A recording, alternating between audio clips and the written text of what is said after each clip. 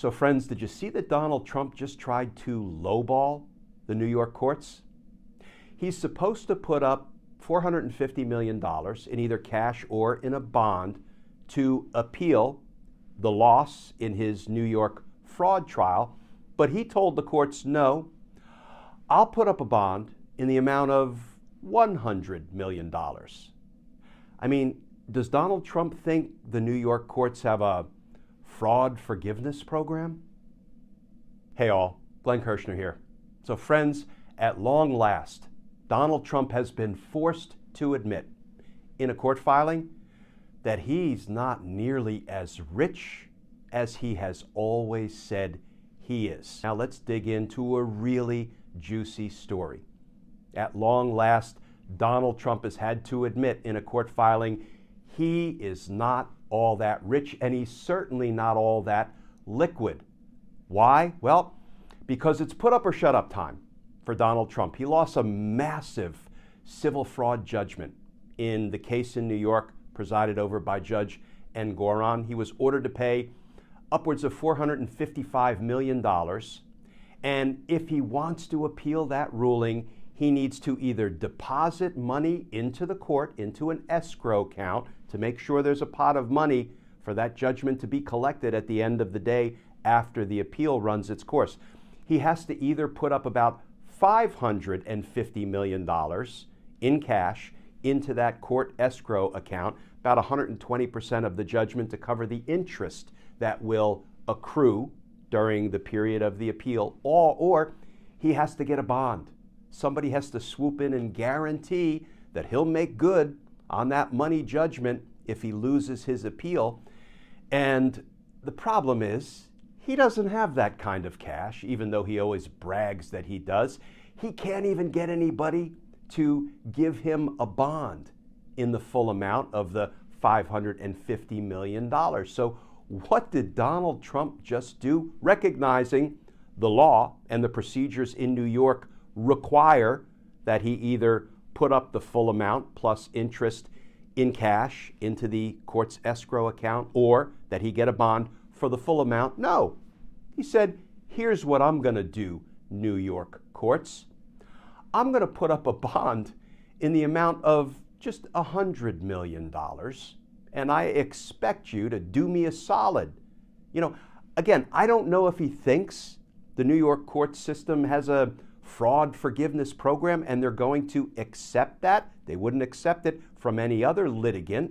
Any other litigant would have to, follow the rules and the law. But it's clear that Donald Trump has never believed the rules or the law apply to him the way they apply to the rest of us. This is Donald Trump sort of treating the New York courts the way he would treat the workers with whom he would contract to do work at his properties. He would contract for a certain amount, and at the end of the job, he would say, I'll pay you 25 cents on the dollar that I owe you. And if you don't like it, I'll sue you into oblivion. How many stories have we heard of Donald Trump treating workers that way, driving people out of business as a result of his refusal to pay them what he had contracted to pay them? Now he thinks he can treat the courts that way, and he thinks the courts will respond favorably. Friends, at this point, Donald Trump has one of three options. Pay the full amount in cash into the court's escrow account and take your appeal, or post a bond for the full amount so that there's a guarantee that the full amount will be paid out when and if you lose the appeal, or three, do neither of those two things and let New York Attorney General Letitia James begin to collect on that money judgment by seizing your properties and selling them off to satisfy the judgment, the money that you defrauded people and institutions out of. Those are your only three options. I wanted to set all that up first, friends. Now I want to turn to the new reporting, this from the New York Times. Headline, Trump says he might have to sell properties to pay the $454 million penalty. The ex-president, who is appealing the penalty in his civil fraud case, offered a bond of only $100 million to pause the judgment. And that article begins, Donald Trump offered a New York appeals court on Wednesday a bond of only $100 million to pause the more than $450 million judgment he faces in his civil fraud case, saying that he might need to sell some of his properties unless he gets relief. It was a stunning acknowledgement that Mr. Trump, who is racing the clock to either secure a bond from a company or produce the full amount himself, lacks the resources to do so. Without a bond, the New York Attorney General's office, which brought the fraud case, could seek to collect from Mr. Trump at any moment.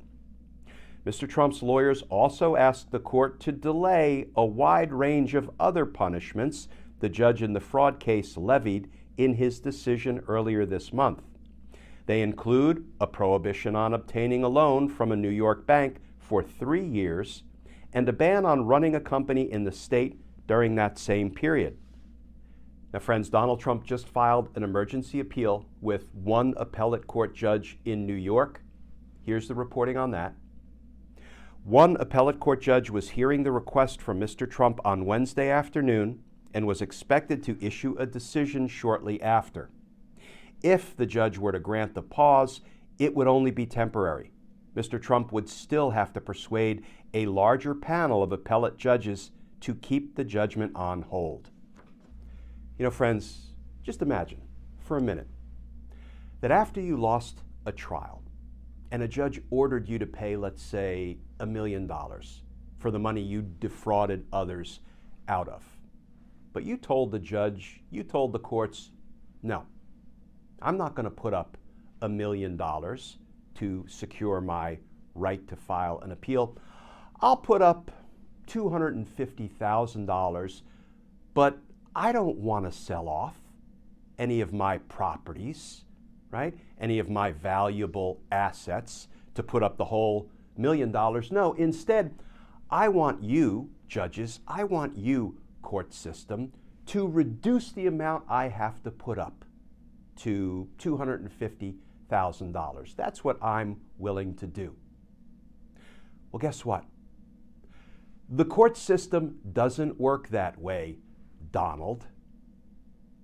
And friends, there's something else that really bugs me about all this. We already know, courtesy of Trump's own admissions in this new court filing, he's not nearly as rich as he has always claimed to be. But here's the thing, he can't even get a bond in the full amount. And if his properties were worth billions of dollars, as he's always bragging and puffing and bloviating they are worth billions of dollars, do you know how easy it would be for him to get a bond? Because a bondsman or an insurance company would say, of course we'll put up the bond. All you have to do is pledge your property to us as collateral, right? You have $1 billion property, you say you have lots of $1 billion properties, you pledge that to us as collateral, and if you lose the appeal, we get the $1 billion property. Easy peasy, right?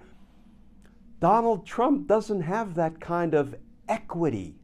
I believe that's what this suggests. He doesn't have that kind of equity in his properties, even if any of the properties are worth $1 billion, which they're probably not. Because if he did have $1 billion of equity in a property, he would just use that as collateral, secure a bond, and he'd be off to the appellate races. Everything would be fine. But you have to suspect that his properties are probably so encumbered by debt, by mortgages.